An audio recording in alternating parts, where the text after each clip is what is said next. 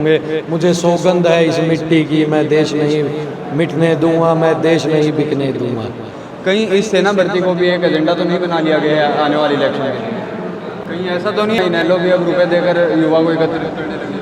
क्या ये तो नहीं कि भी इनेलो भी अब युवा के ऊपर राजनीति करना चाह रहा है? 21,000 रुपये अगर आपको घर बैठे मिलने लग जाएं तो क्या होगा?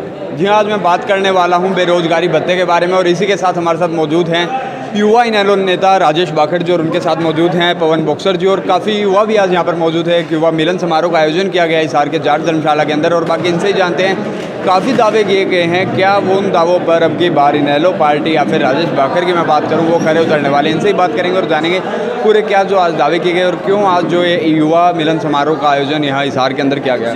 राजेश बाखड़ जी, मैं आपसे जानना चाहूँगा, आपने एक बात कही थी 21,000 रुपये बेरोजगारी भत्ता मिलेगा, कहीं ये भी और दावों की तरह दावा ही तो नहीं रह जाएगा? ये दावा चौधरी अभय सिंह चौटाला जी की, हर बात लोहे पे लकीर होती है। जो चौधरी अभय सिंह चौटाला जी ने कह दिया वो पक्का होगा, और आज पूरे हरियाणा प्रदेश को पता है चौधरी अभय सिंह चौटाला जी और चौधरी ओम प्रकाश चौटाला जी जो भी फैसला लेते हैं, जो भी निर्णय लेते हैं, बड़ा सोच समझ के लेते हैं। एक और चीज़, आज से 6 साल पहले 16 मई 2016 को दुष्यंत चौटाला जी को हिंदुस्तान का सबसे छोटा सांसद बनाया गया था। आज 6 साल बीत जाने के बाद उस दिन की छवि और आज की छवि के अंदर कितना अंतर आपको? उस दिन वो इनेलो परिवार के अंदर शामिल थे, उस टाइम तक उनको स्वार्थ नहीं था और आज चौधरी भाई दुष्यंत चौटाला जी इतने गिर चुके हैं, उनका कोई लेवल नहीं है, बहुत ज़्यादा स्वार्थी हो गए, उनकी आंखें बंद हो चुकी है कि हरियाणा प्रदेश ने उनको इतना लाड प्यार दिया था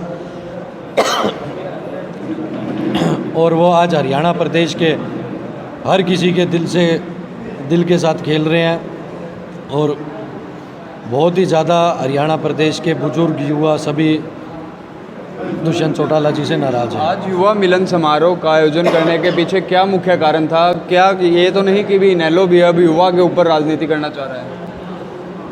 किसी भी पार्टी का आधार होता है, पार्टी युवाओं के युवा जोश के साथ आगे बढ़ती है, ऊपर बढ़ती है, और इनेलो पार्टी से तो सदा युवा जुड़े रहे हैं, खिलाड़ी जुड़े रहे हैं, और 36 बिरादरी की ये पार्टी है, तो युवाओं का तो मेन सारा है ही, युवा तो पार्टी के साथ जुड़े ही है और जुड़े भी रहेंगे। बिल्कुल, क्या संदेश देना चाहेंगे जितने भी युवा अभी देख पा रहे हैं? कुछ युवा ऐसे भी हैं जो कि हमारे पास कमेंट्स में आते हैं जो कि इनेलो ज्वाइन करना चाहते हैं, लेकिन उन्हें एक साधन नहीं मिल पाता है, कोई मिल नहीं पाता, इसके थ्रू वो इनेलो पार्टी ज्वाइन करते हैं। इंडियन नेशनल लोकदल का अपना ऑफिस है पार्टी का सेक्टर 14 में, और जो भी साथी पार्टी से जुड़ना चाहे वहाँ जाके अपना नाम लिखवा दें, नहीं तो आप लोग हमसे सोशल मीडिया के थ्रू जुड़ सकते हैं, आप लोग सीधा अभय सिंह चौटाला जी से जुड़ सकते हैं। पार्टी में सभी साथियों का, जो युवा साथी पीछे देखा है चौधरी अभय सिंह चौटाला जी ने जो काम किया है उससे बहुत से साथी प्रभावित हैं और बहुत भारी संख्या में आज इंडियन नेशनल लोकदल पार्टी से जुड़ रहे हैं। आपने थोड़े समय पहले देखा था यहाँ सैकड़ों की संख्या में युवा साथी आए थे, ये पूरा हॉल खचाखच भरा था, पाँव रखने की जगह नहीं थी।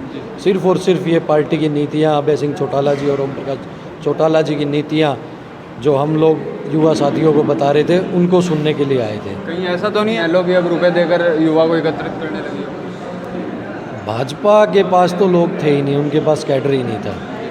इनेलो के पास कैडर है। इनेलो पार्टी एक पार्टी नहीं है, बीजेपी तो एक पार्टी है, उसको किसी भी प्रकार सत्ता में आना होता है, पर जो इनेलो है वो एक परिवार है, आम जनता का दिल से रिश्ता है पार्टी के सुप्रीमो से। तो इनेलो के किसी भी फंक्शन के लिए इनेलो पार्टी को ज़रूरत नहीं है कि वो पैसा दे और भीड़ इकट्ठी करे। एक और बात आपके द्वारा की गई थी कि भाई अगर किसी भी तरह के युवा को कोई समस्या आती है तो उनके साथ आप राजेश बाखड़ जी उनके साथ डाल बनकर उनके खड़े होंगे। खाली राजेश बाखड़ खड़ा नहीं होगा, पूरी इनेलो पार्टी उन लोगों के साथ खड़ी होगी, और जो भी जायज़ काम है, हमेशा ही पीछे भी पार्टी ने हर जगह काम किया, हर जगह साथ दिया और आगे भविष्य में भी साथ देगी। एक सेना भर्ती का लगातार, चाहे इनेलो की मैं बात कर लूँ या फिर कोई और ओपोजिशन में पार्टी हो, सभी एक ही दावा कर रहे हैं, सेना भर्ती का मुद्दा सभी उठा रहे हैं युवा के बीच जा जाकर।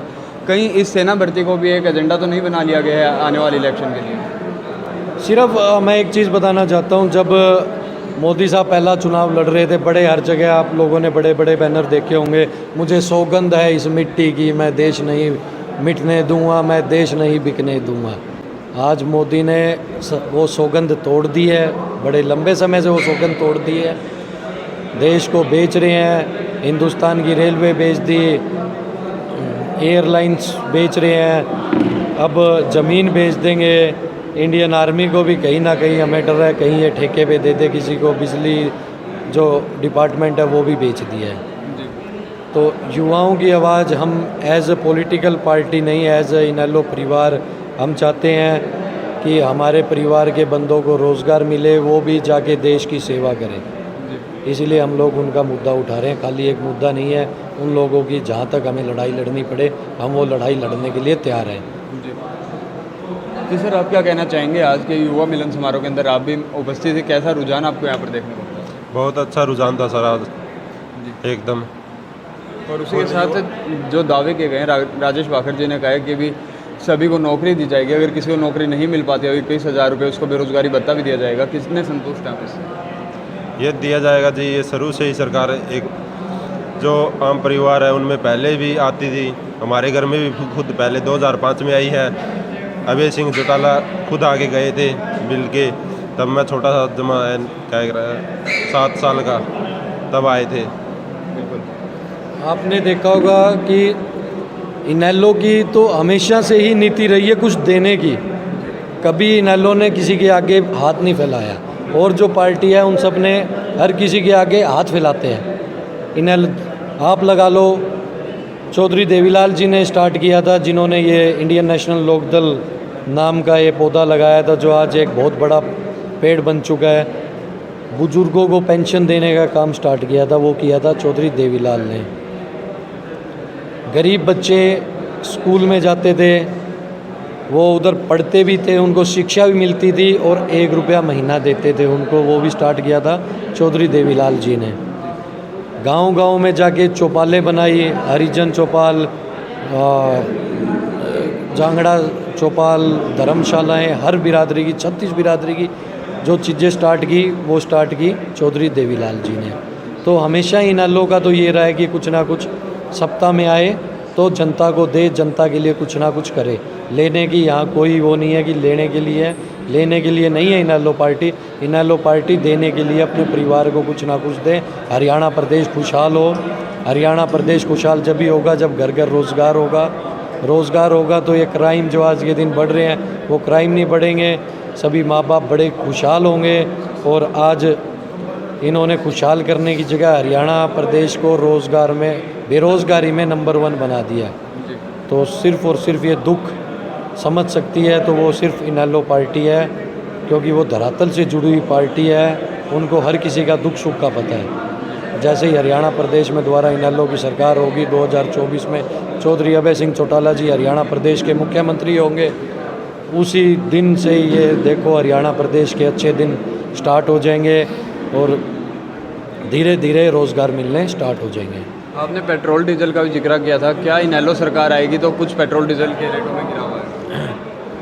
पेट्रोल और डीजल तो ये पूरा सेंटर का मामला है, और स्टेट लेवल पे जो भी होगा कुछ ना कुछ तो आम जनता का दुख दर्द पता है हमारे। क्योंकि इस समय भी 106 रुपये लीटर जो है पेट्रोल मिल रहा है, और अभी परसों से पिछले दिन ही जो है अखबारों के अंदर भी दिया गया था और बड़े बड़े पूंजीवादियों के द्वारा भी दावा किया गया था, जो पेट्रोल कंपनियां घाटे के अंदर जा रही है और पेट्रोल के 10 रुपये रेट ज़्यादा करने की डिमांड रखी गई है और डीजल 15 रुपये और महंगा कर दिया जाएगा। ये सारा सिस्टम था जो सरकार चलाती थी, वो सारी चीज़ बिक चुकी है।